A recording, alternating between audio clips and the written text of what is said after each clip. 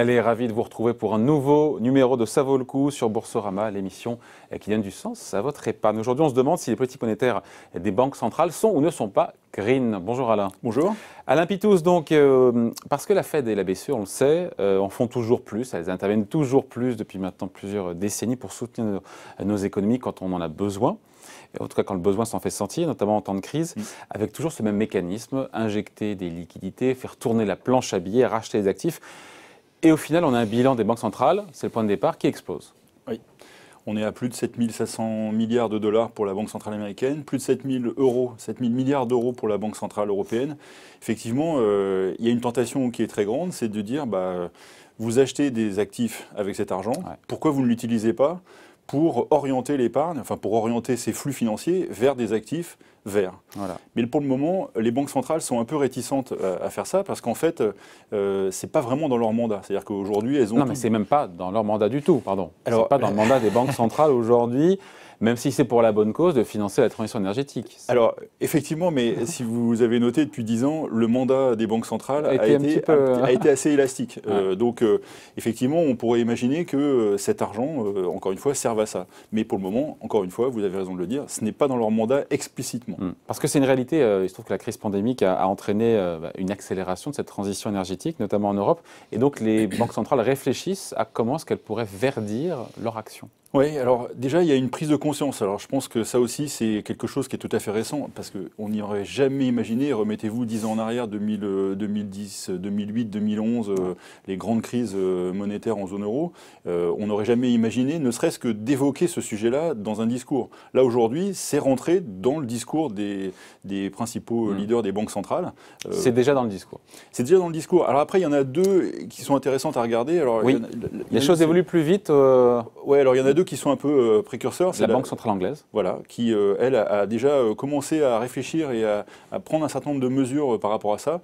Et très récemment, la Banque de France, qui a fait, pour le moment, c'est très verbal, mais enfin, en tout cas, qui a commencé à évoquer le sujet de manière un peu plus précise. Et donc, ils ont fait quoi concrètement, nos amis anglais? On parle de stress test, pour le coup, climatique. Ouais. C'est quoi, ça? Alors, le sujet, c'est de mesurer, on ne va pas rentrer dans un grand détail, mais c'est de mesurer l'impact du changement climatique sur les acteurs économiques. Alors, c'est regarder combien coûtent déjà aujourd'hui les chocs climatiques sur les bilans des assureurs, par exemple. De regarder... Ça, c'est plus facile, ça, déjà, à faire.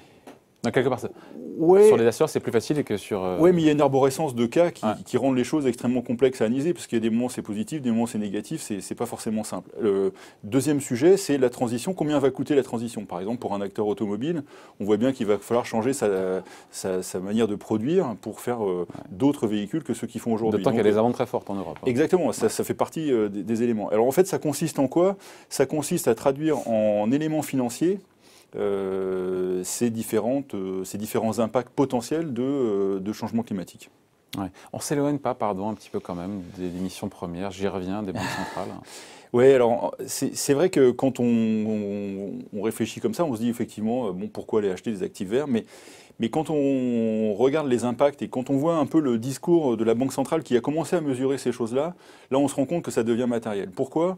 Parce que en fait, de transformer en espèces, entre guillemets, en espèces sonnantes et trébuchantes ce qui peut se passer demain, on voit qu'il y a des mesures qui commencent à être assez importantes pour les assureurs. On le voit, c'est vraiment une préoccupation quasiment quotidienne. On voit les milliards que ça va impliquer pour les acteurs économiques classiques.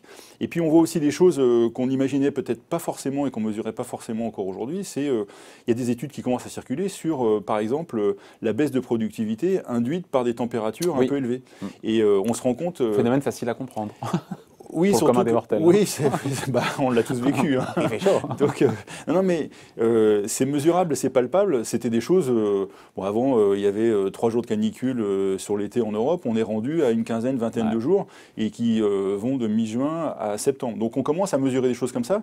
Et tout ça peut avoir un impact sur la croissance. Et donc là, les banques centrales reviennent un peu dans leur mission.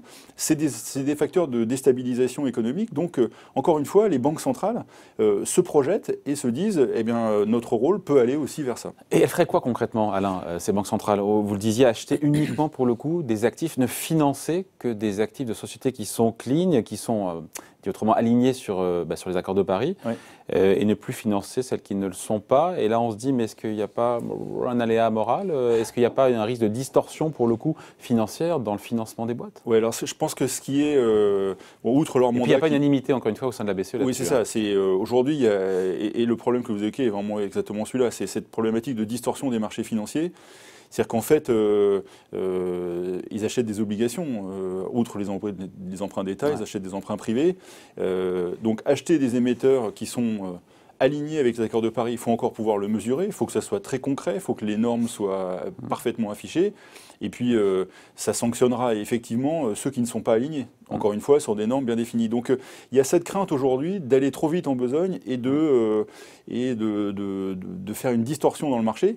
Parce que, alors ça peut paraître anodin, on se dit, ouais, quelques centimes, mais ça augmente le prix du capital pour des gens qui sont très émetteurs aujourd'hui, c'est-à-dire très émetteurs de deux choses, de gaz à effet de serre, ça c'est le côté négatif, et puis c'est aussi émetteurs de dette, parce que c'est des gens qui vont beaucoup sur le marché. Donc là aussi, impact économique potentiel, donc les banques centrales, ils vont quand même à pas de velours, un peu comme ça. Puis après, il y a aussi une question démocratique, ça serait pas plutôt... Est-ce qu'elle ne devrait pas plutôt financer les États qui eux-mêmes auraient des plans climat, des plans de transformation écologique, plutôt que de financer aussi les boîtes en passant par les États? Oui, alors ça c'est une grande question, mais aujourd'hui, le discours des États, globalement, il est totalement aligné avec les accords de Paris. Donc il n'y a pas de débat par rapport à ça. De fait, elles le font. Elles le font déjà. Après, mais peut-être pour des montants plus importants.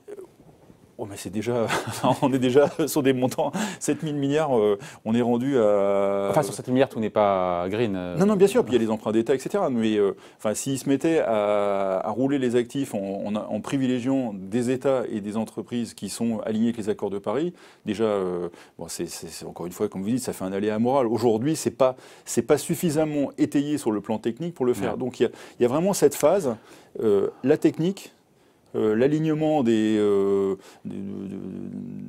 leur mission qui doit être alignée avec cet objectif, ça se fait pas à pas. Donc elles sont prudentes. Elles sont assez prudentes. Elles sont prudentes en même temps, on se dit qu'il y a un mouvement qui est enclenché et que les banques centrales seront de plus en plus vertes. Il est inexorable. Et alors, il y a des points par rapport à ça. C'est-à-dire qu'effectivement, il y a des critiques. Certains peuvent dire que ça ne va pas assez vite par rapport à l'enjeu. Mais encore une fois, ils ne peuvent pas aller plus vite au risque de déstabiliser tout. Et puis l'autre point que je trouve, là, pour le coup, extrêmement positif, c'est que ce sont toutes les banques centrales. On a évoqué la Banque centrale européenne et la Banque centrale d'Angleterre, mais les banques centrales en général font ça.